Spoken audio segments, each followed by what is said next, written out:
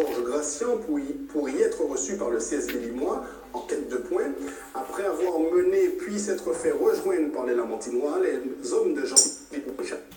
Objectif, 9 points d'avance à 3 journées de la fin pour le club franciscain en vert et noir.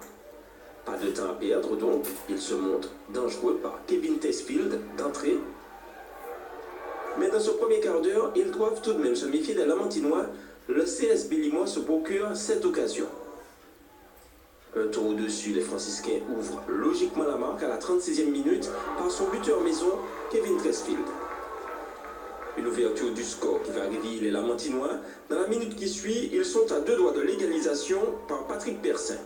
Les franciscains laissent passer l'orage. Ils se procurent une dernière occasion. Cette frappe de Lionel Ravi est détournée par le portier Boulanger. À la mi-temps, le club franciscain mène 1-0. Au retour des vestiaires, le match est un peu plus équilibré. On se procure des occasions de part et d'autre, comme cette frappe de Patrick Persin sur l'arrêt de la barre de Civaux. Ou encore cette belle action mal exploitée par Loïc Lupon qui tergiverse trop.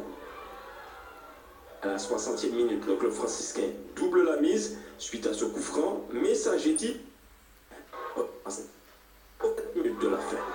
Le CSB Limois croit avoir fait le plus dur, mais dans la minute qui suit, sur cette frappe exceptionnelle d'une quarantaine de mètres de Lionel Rabi, le club franciscain s'impose 3-2.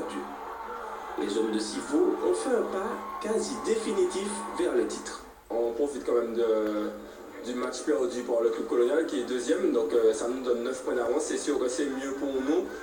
Mathématiquement, comme vous dites, ce n'est pas encore joué.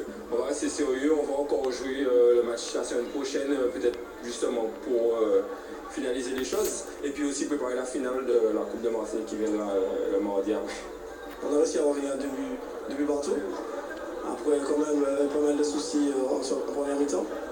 Et puis, effectivement, ce but de Ravi qui nous fait super mal, surtout vu notre classement, parce qu'on avait un cœur au moins de ce soir à sortir avec un match nul, et ce n'est pas le cas. Donc, on va se battre jusqu'au bout, quand même, sur les 3 derniers matchs qui restent, pour sortir le club de cette position.